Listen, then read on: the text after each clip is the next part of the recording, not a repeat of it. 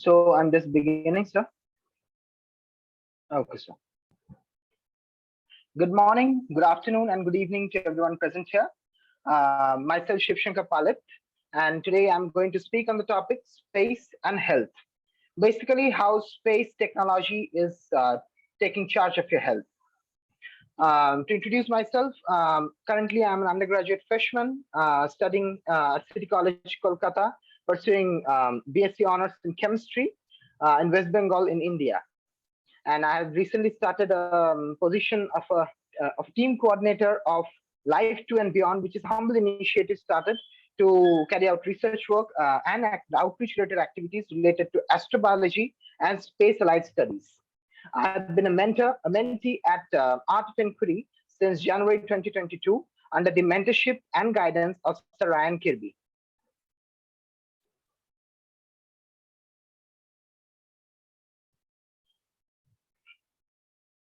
So just before starting the main presentation, a humble appeal to the audience.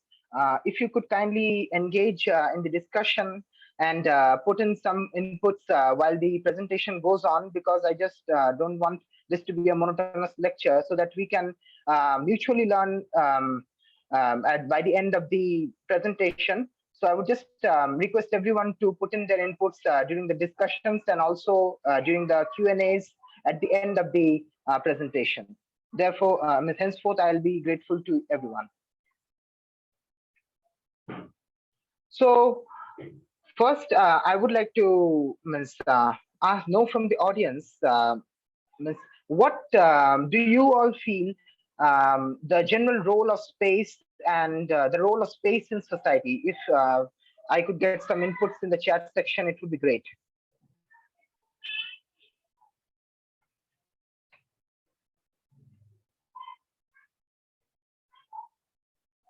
Absolutely, GPS navigation.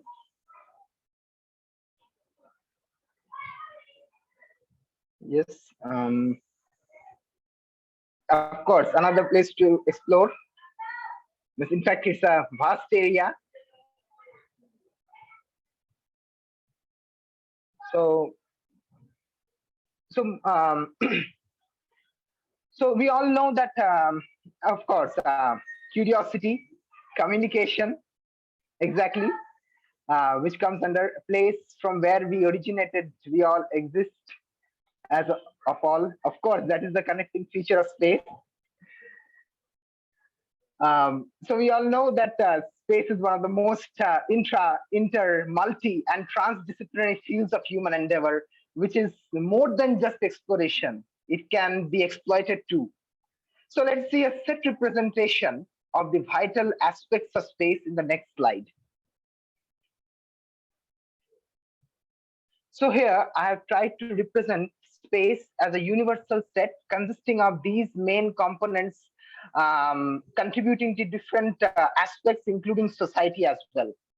So first is inspiration, as some of them said, that a new place to explore, and it fosters curiosity in us. Of course, space inspires people to study different subjects and take up different specializations and contribute to the space sector via their field of expertise.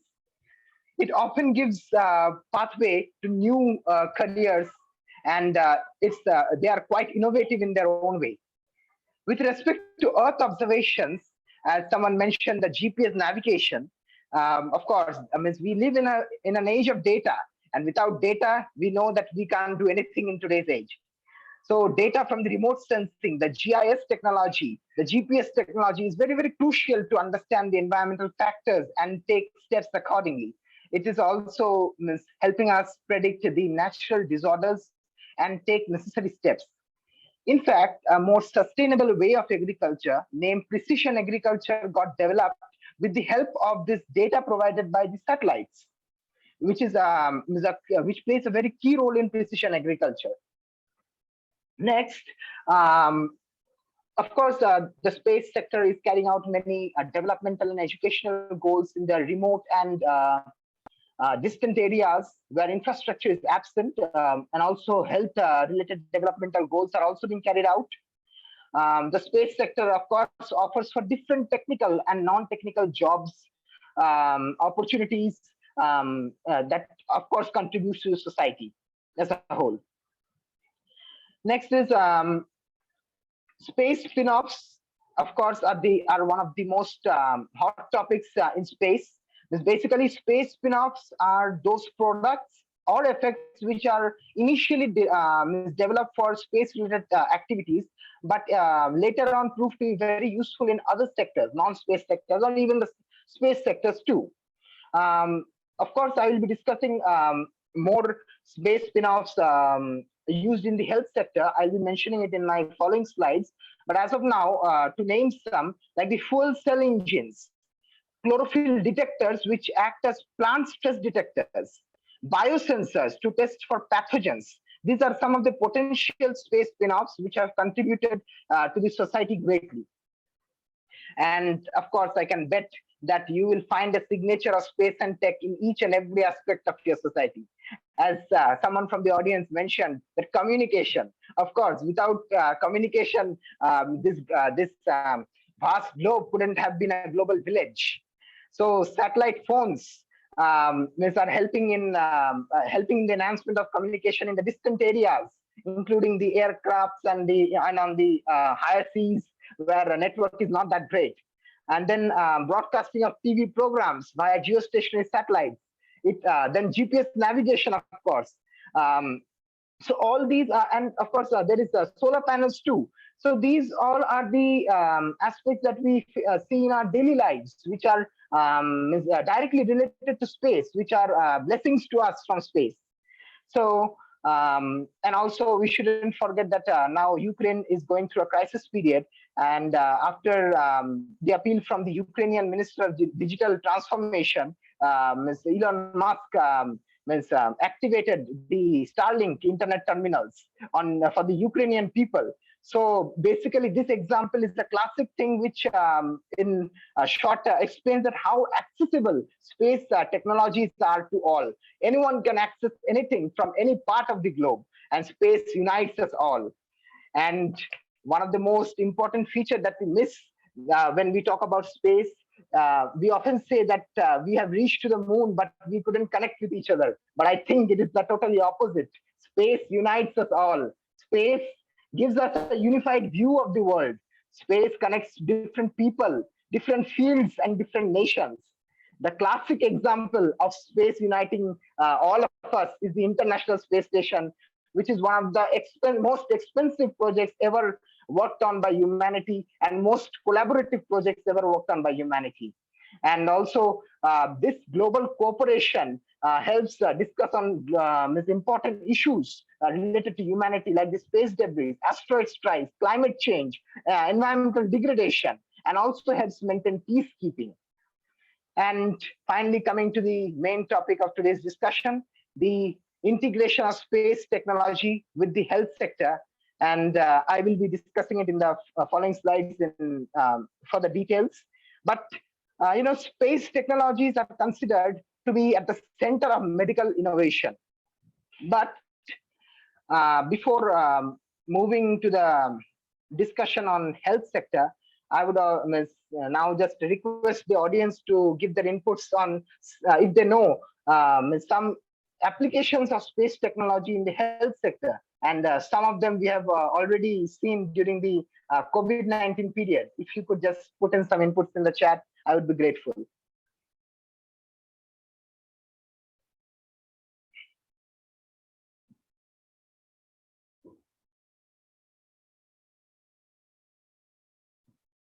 Of course, telemedicine, global communication.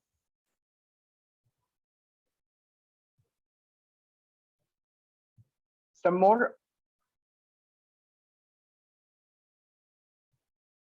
Testing in microgravity, exactly.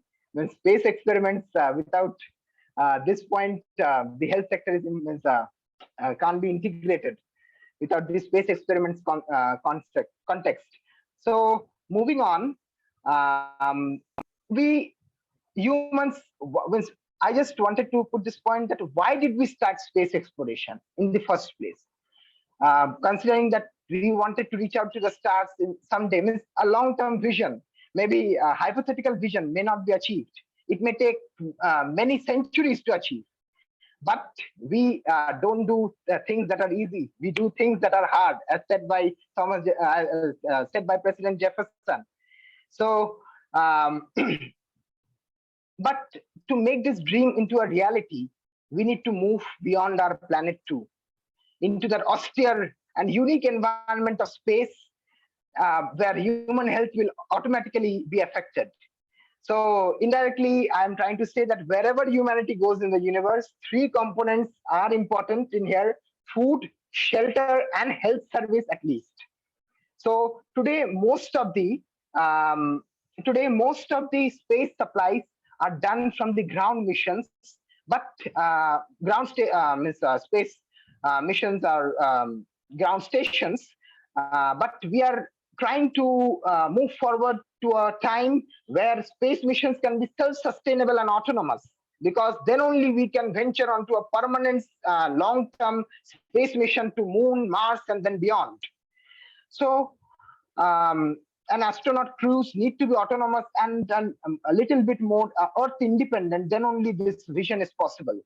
So this development of self-sustainable solutions and crisis management is easily transferable to the terrestrial health sector, that is the health sector on Earth too, because this is vital to the management of unforeseen events like this pandemic, this COVID pandemic. This is a completely unforeseen situation that shook the whole health sector. Means this crisis management and self-sustainable tactics can help us to manage these kind of unforeseen situations on Earth too. So moving on, as mentioned by one of our audience members, that space experiments on the ISS. Without this, we can't move forward with health sector.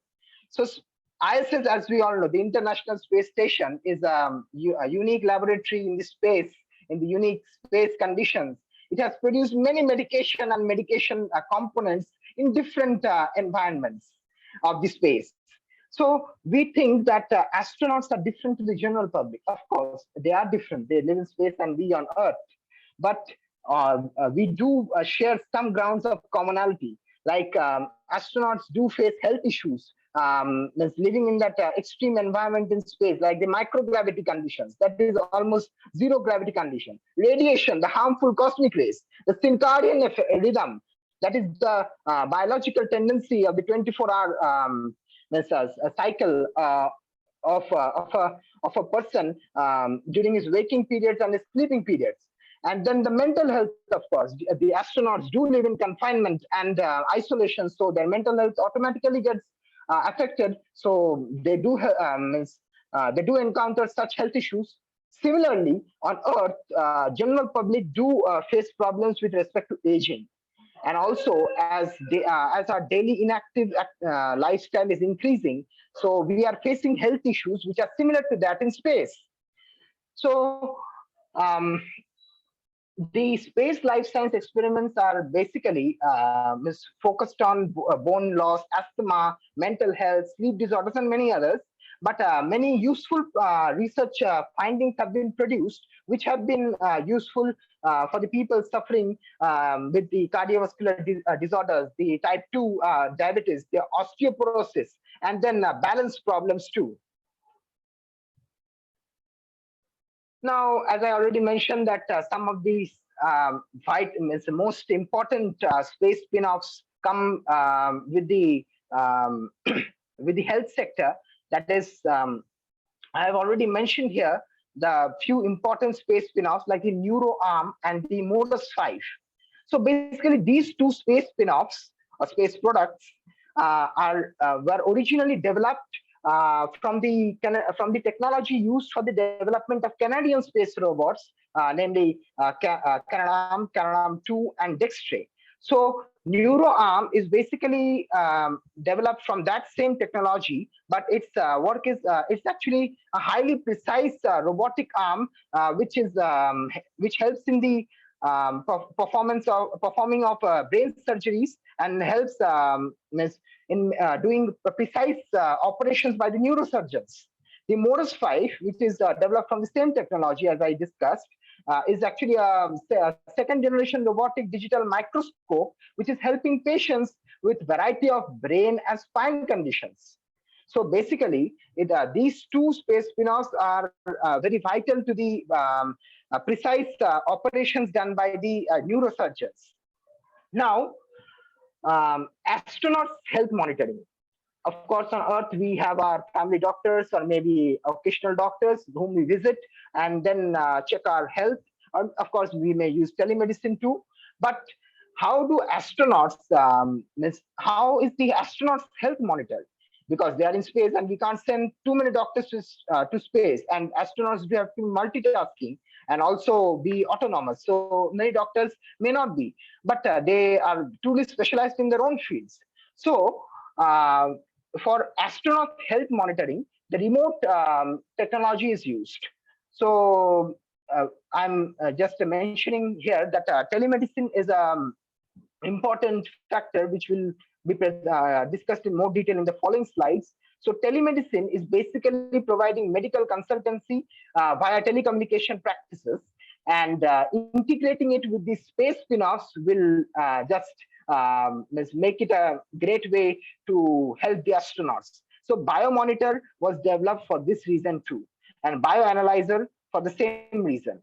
So bioanalyzer is actually a wireless smart shirt technology, which consists of sensors which basically records the heart rates, blood pressure, and other important health data.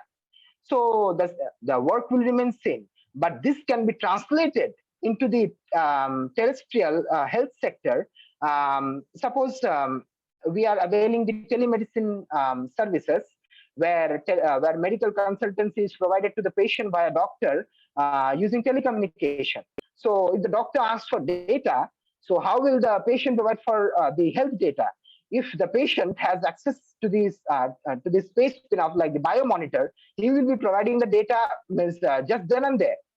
Also, bioanalyzer, which is a tool for quickly testing samples for blood, urine, saliva, and provide results back to Earth within 2 to 3 hours. So you can imagine that how this can be revolutionary with respect to the health sector. Because previously, we would get just the results of these analysis for within 2 to 3 days, and now just within 2 to 3 hours. So this is just boosting the health sector in a way. So next, another range of space spin-off products includes the heart pump. Heart pump basically helped us understand the health failure and the aging of our arteries better on Earth. And this heart pump was basically developed by the space engineers who are experts in modeling fluid flow through rocket engines. So what is how this health pump got translated into the terrestrial healthcare sector? The heart pump proved to be very useful in the case of those patients who want heart transplant, but there are no donors. So for that particular time being, they are using this space spin-off to pump the blood to their body. So this is a great thing. Now, G-suit. We all know that astronauts are living for some time in space in the microgravity condition, almost zero gravity. So it affects the body fluids, of course, and of course the whole body system. So when they return to the Earth, they suffer from symptoms like lightheadedness, fatigue, nausea, and fainting. And so that is quite normal. But to reduce those effects from that symptoms, this G-suit was developed. And this technology is used in the terrestrial healthcare sector in stopping the bleeding after childbirth in women suffering from postpartum hemorrhage, which basically is the name of that condition, by applying external pressure to the lower body. Now, one more space spin-off, which was developed from the same robotic technology of Canadian Space Agency, which I just discussed in the previous slide, is the image-guided autonomous robot IGAR. So it is basically a teleoperated medicine robot capable of performing precise operations and biopsies and detect breast cancer. So with respect to this, we can understand or we can conclude that the space robots, which are basically in this case the space spin-offs, are are contributing substantially to the to the health sector in terms of carrying out precision operation by the doctors. So as we all know that health issues are sensitive issues, and precision operations are recommended all the time. So space industry and space spin-offs are contributing to the health sector in this way, in a great way. So there are too many problems on Earth as it is on space too, but there are solutions as well. So basically, space sector technologies can be implemented to mitigate some of the potential challenges on Earth too. Like we do have a lack of man-made and artificial supplies on Earth. So how can it be mitigated? It can be mitigated by the implementation of 3D printing technology that is used in space flights to produce medical, dental, surgical, and pharmaceutical stuff on Earth. So this just mitigates this challenge. And then lack of quality healthcare services in the rural and remote areas. As I discussed earlier, the telemedicine part, telemedicine, which is offering the health consultancy to the patients in the remote areas and distant areas too, by the expert doctors via the telecommunication services, is proving to be very useful in the small and medium income countries like India, where healthcare infrastructure is not that great in the remote and distant areas. Now, lack of food supplies and clean water supply. Of course, this has been a great problem since generations. And space food, that is the dehydrated food used in case of the astronauts, and then the technology used to purify the drinking water for the astronauts can be implemented on Earth, and this problem can be faced. Now, as health is a holistic thing, we can't see health from one perspective. So understanding the environmental factors and its effect on health is also important. And in this case, teleepidemiology, which is actually using remote sensing, that is the Earth observations, to interconnect environment, including climate, with health, is playing a great role.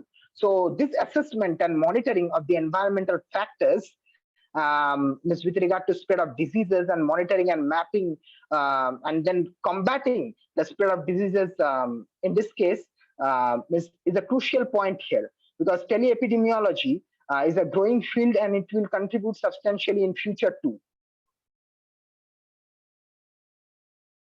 Now, as the slide itself is self-explanatory, the COVID-19 pandemic, one of the disaster events in the history of humanity. It is one of the most menacing events that we all have gone through and are still going through. But as is totally visualized here through the bibliometric mind map, that how the COVID-19 pandemic has affected the small and medium-sized enterprises, the high-growth firms, the academia, and the health sector too. And it has also affected the organizational values, that is the dynamic capabilities, organizational resilience, strategic agility, and intersectoral coordinations of all the domains of public and private sectors, including the space sectors.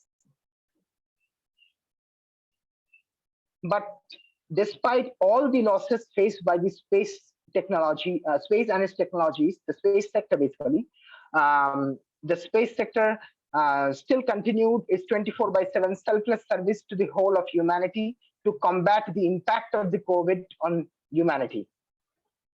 So these are the 5 important aspects in which space technologies contributed to combat the COVID pandemic.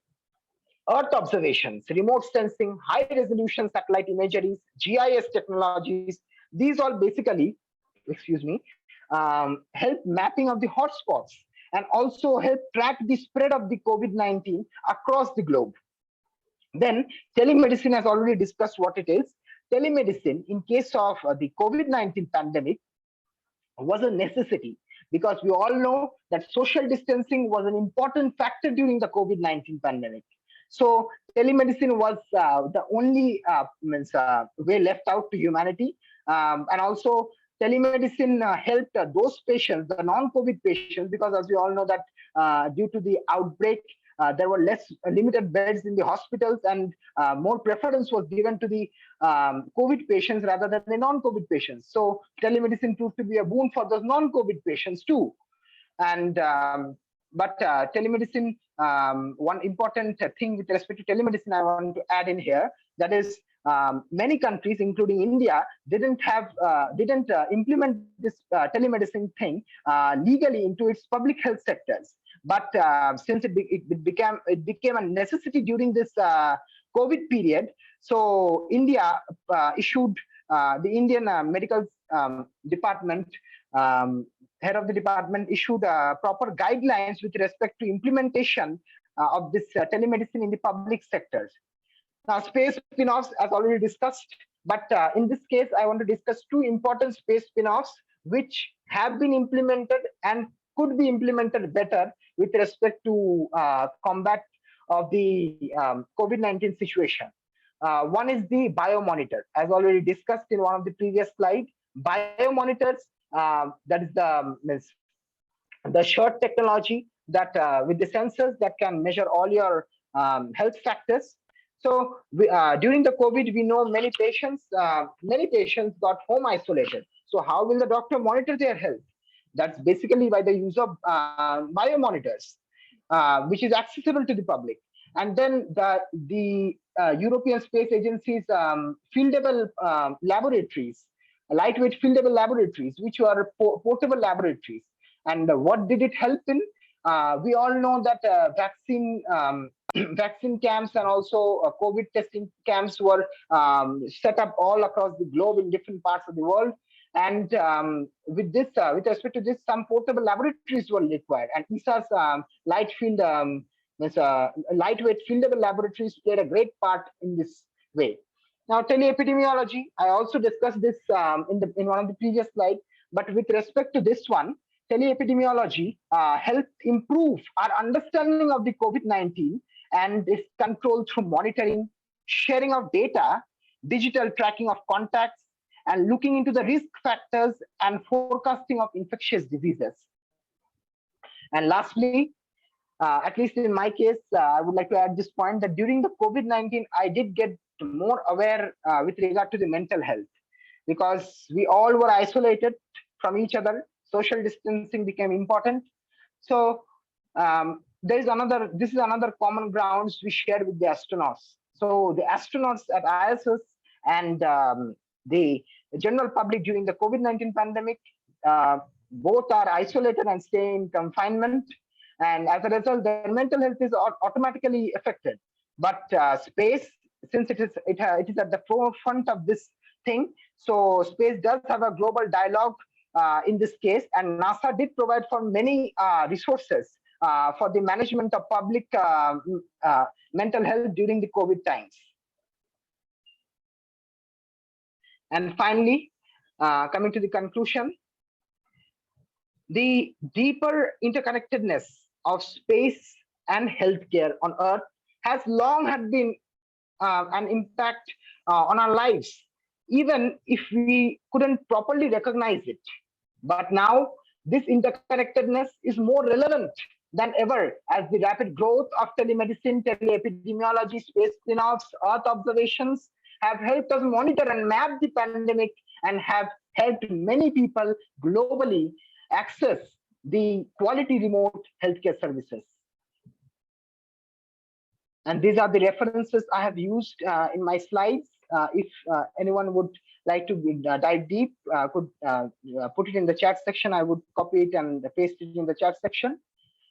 And I would like to acknowledge the mentorship provided by Sir Ryan Kirby in this case, and would like to thank him for his valuable input and support with respect to the content and preparation of the presentation. I would also like to thank Mr. Shubhajit Hajra, PhD scholar, Chandigarh University, for generating and editing the bibliometric mind map with respect to the COVID-19 and space industry. And of course, I would like to thank the Art of Inquiry team for this fantastic webinar. And last but the most important, the webinar attendees who have been absolutely wonderful in the discussions, and I hope that we can engage more in the Q&A that will be following. And now I'm open to any questions from the audience with respect to the presentation, and any positive criticism or constructive criticism with respect to the content and delivery of the presentation. Thank you.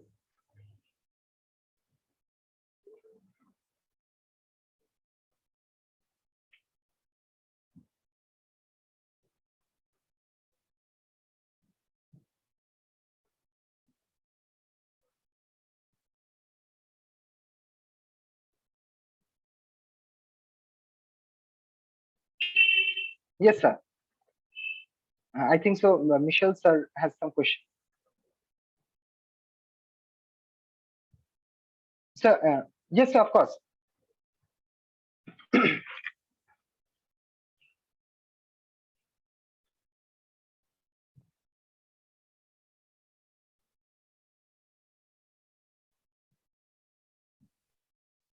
we go. There we go. Well, congratulations on a wonderful, informative, and comprehensive presentation, Palit. It was a pleasure following. Yes, it was a pleasure following your dialogue and your research, and I found it extremely stimulating.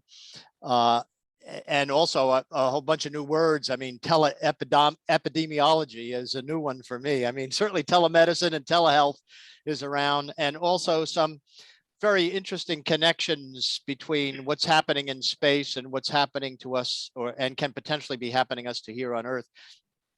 I was just wondering, where do you see smartwatches fitting into this dialogue? Because we know for some time now, certainly a company like Apple started the craze of doing a form of telehealth, remote, asynchronous and synchronous telehealth.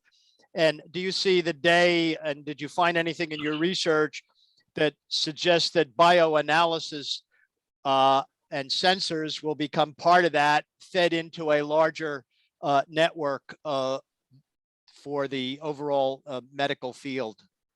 Yes, of course, sir. Basically, 2 hours ago, I just attended a webinar by an expert.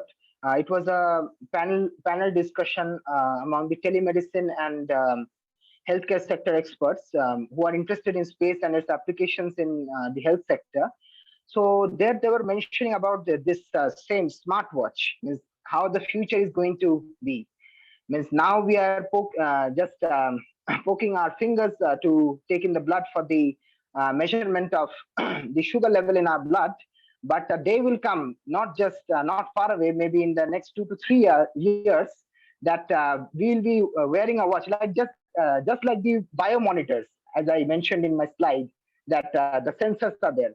So in a similar way, means they were mentioning that there will be some technology, of course. And I don't have that much. I don't possess that much technical knowledge in this aspect. But what they mentioned is that data suggests that we are soon going to have some kind of this smartwatches which can regularly give us update on our health factors, including the diabetes thing.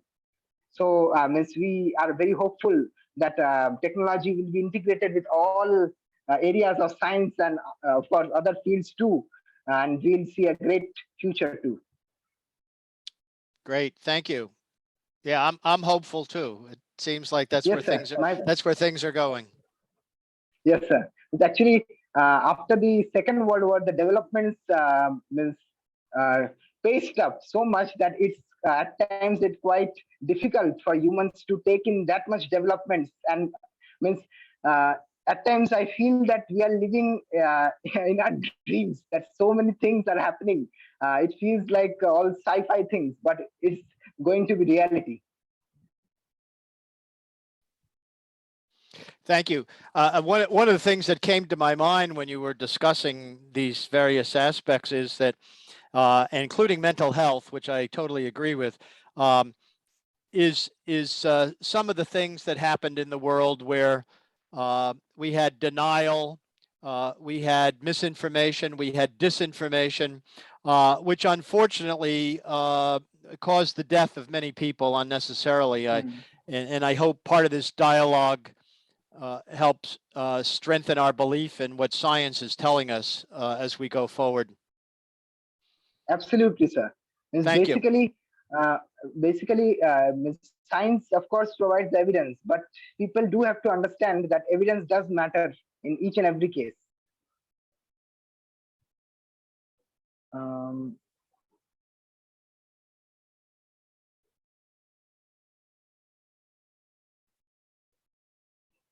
So I think so. Someone is there from India, who is not comfortable with English, but may ask in Hindi. So if he can ask, and I can translate that thing into English.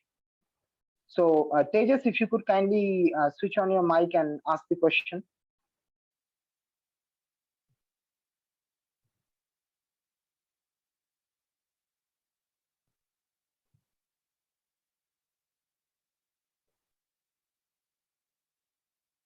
So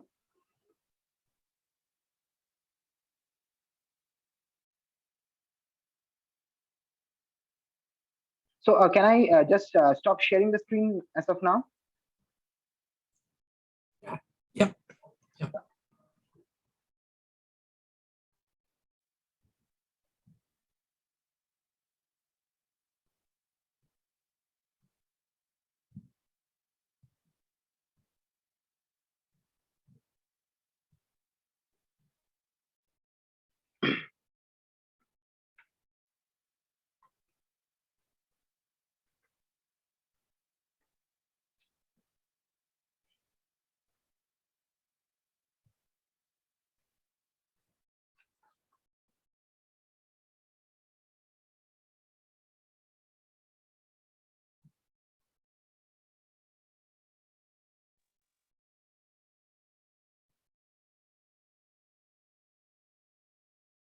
Tushar, you're not audible. If you could kindly. Okay. He's saying that let me join in with my phone. Okay, sir. Till then, you may ask some.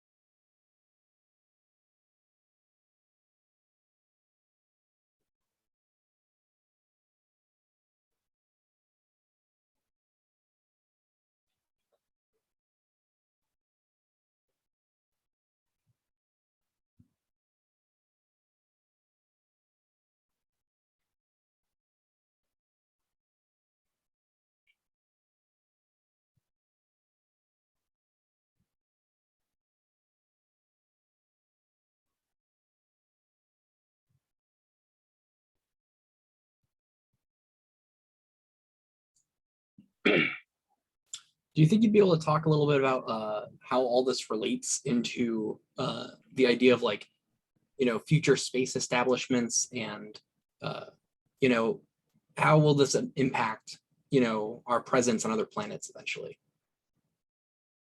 One of the interesting news articles I came across last month, I think so, was about Elon Musk's vision of sending humans to space by 2030.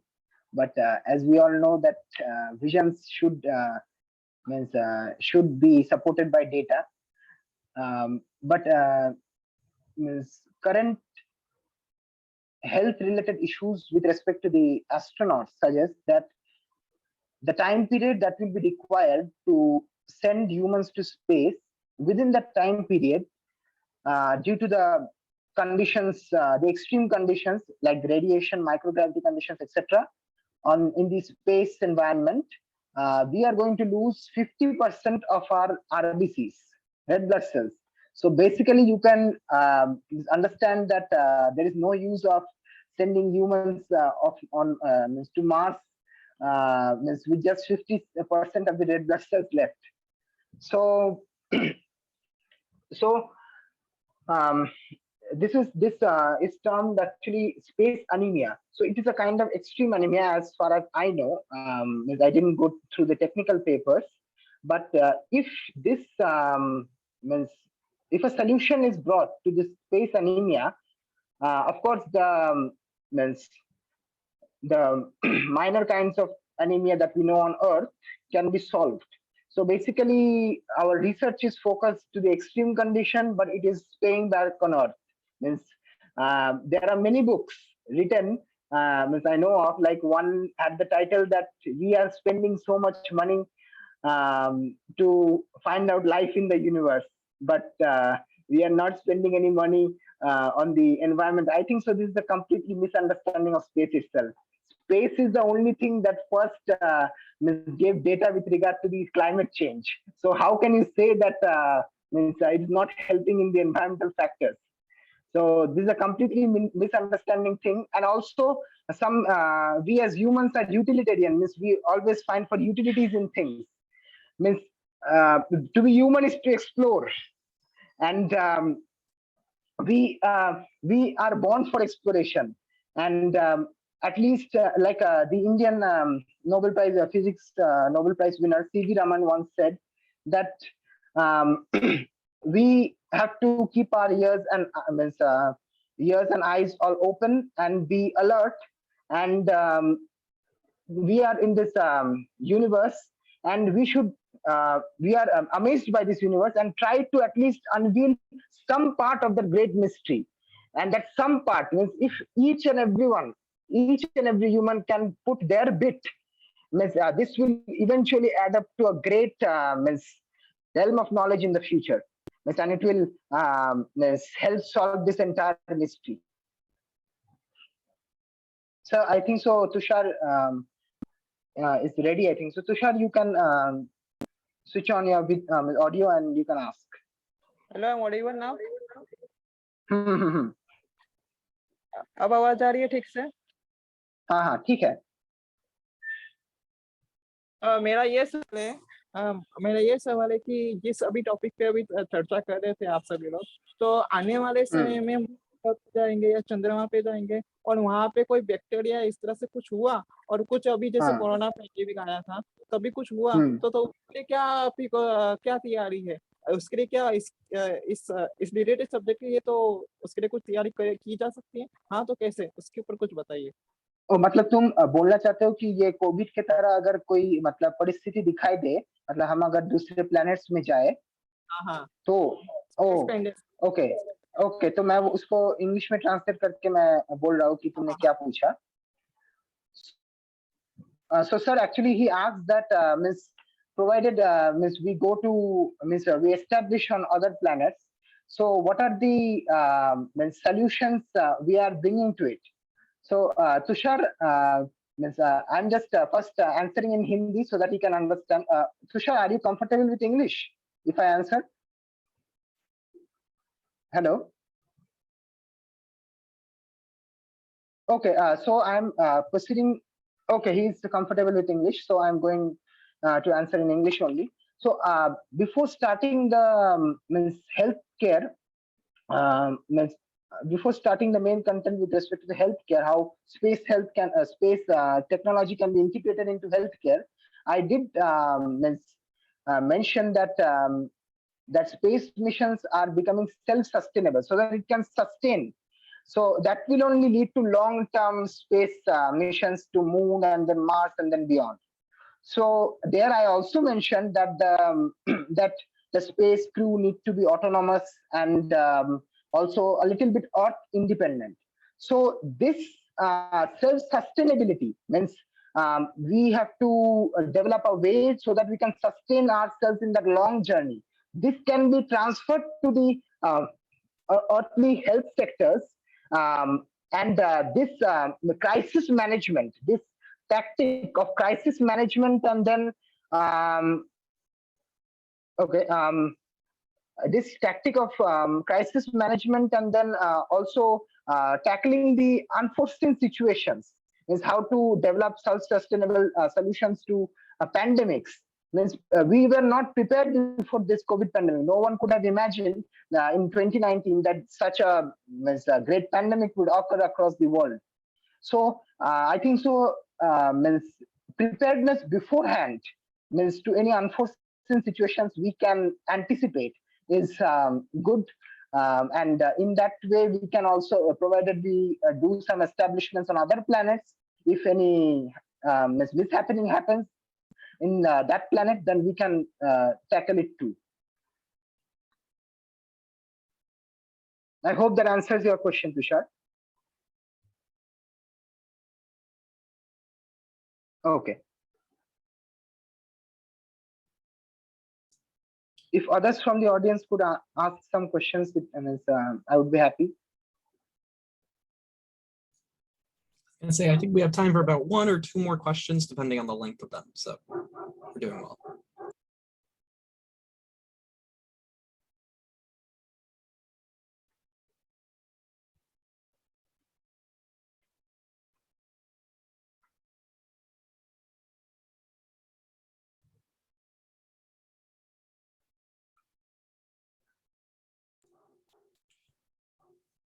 Maybe if you want to, I have another quick question. If you want to talk about the impact, during the International Space Station discussion, you mentioned radiation on the astronauts being a something for us to tackle medically.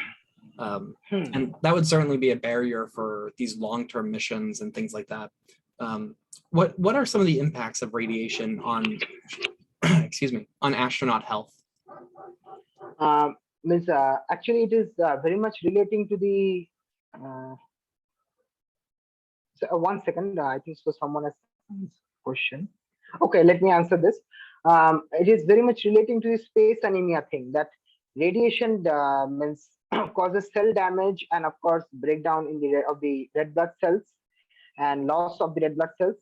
So in a way, it will be very harmful to the whole whole body of the human, and it is not quite desirable, because if we stay healthy, then everything is good, because health's first.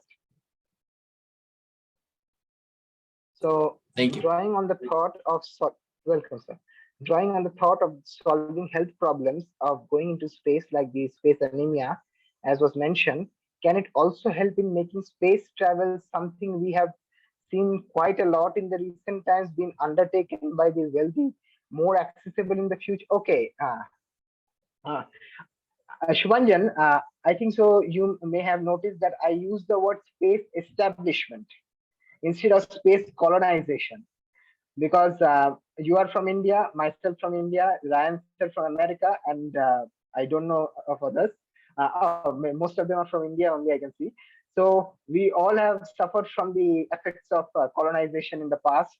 So nowadays, space experts are prohibiting the use of the word space colonization. Rather, they are using the word space establishment. So as you mentioned that this thing, of course, means if health's good, basically the time is required. Means one thing is the time. Means moving from one planet to another is a mysterious task, and another is health. Means if at least if we can figure out a way to keep our health good, then we can find out some way after going to that planet. Because if health's not good, then I think so. Means one thing that's common to all humans is creativity. If we are not good, then we can't find solutions to any problems that that we encounter. So, and also you mentioned that can it also help in making space travel something we have seen quite a lot in the recent, more accessible in the future, of course. Means space tourism is going to be more accessible to the general public. Means one point I want to add in here, means if you ever read about evolution, means from a geological perspective, it took many years for humans, the early humans, to move from Africa to the different continents. So there the barrier was the ocean, the storms in that oceans, but they did make it. Similarly, in today's context, our barrier is the space environment. But someday or the other, maybe not us, maybe our next generation can to the other planets. But the main thing is exploration shouldn't stop. I hope that answers your question, Shivanya.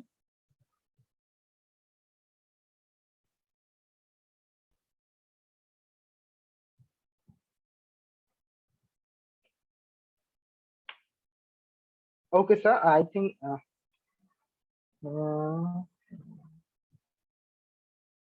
Okay. Someone has mentioned that. Tushar has mentioned that. I did read about the space hotel thing. In fact,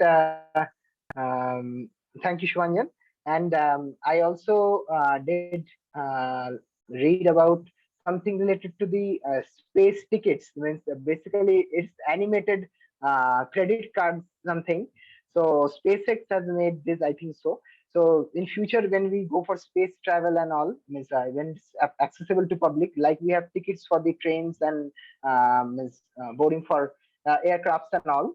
Similarly, we will have one digital and interactive means credit card type tickets for the space travelers. Means many innovations. It is both integration of science and art. Means aesthetics and science together and making humanity. Basically, space is giving us. Means it provides us with a possibility of endless future. So, means in a phrase, if I define space, it's just the endless future we are going to venture upon.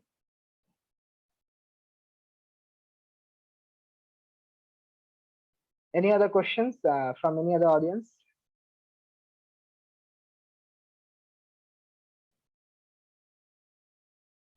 I don't think so. So I think so we can wrap up, sir.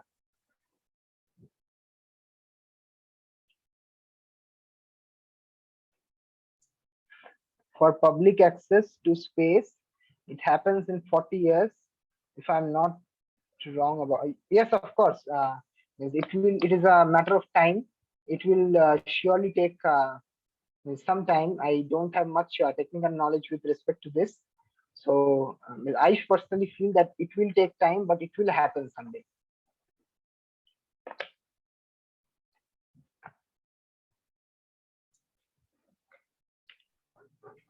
And if anyone has more questions, feel free to keep putting them in the chat. But otherwise, it's just about time. So unless there's other questions, everyone can feel free to head out. We thank everyone so much for coming and supporting us today. So it was great to see so many people here. I'll let you finish off the extra here.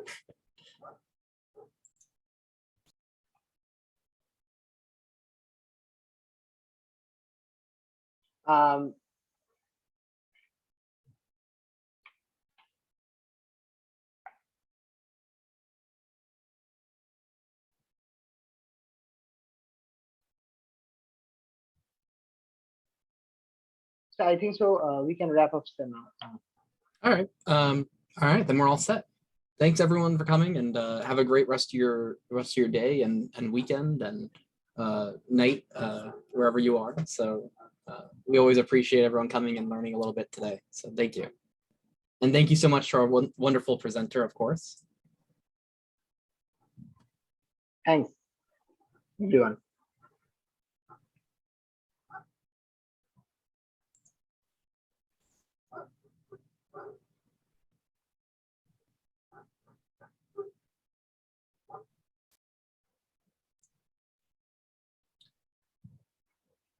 And I think the two of us are going to hang out here for in the chat here for a few minutes. So, you know, if everyone just signs off and everything, that'll be great. Thank you all so much for coming. And you know, if anyone has feedback about this, you can find us both on LinkedIn. So we'd appreciate that very much. Thank you.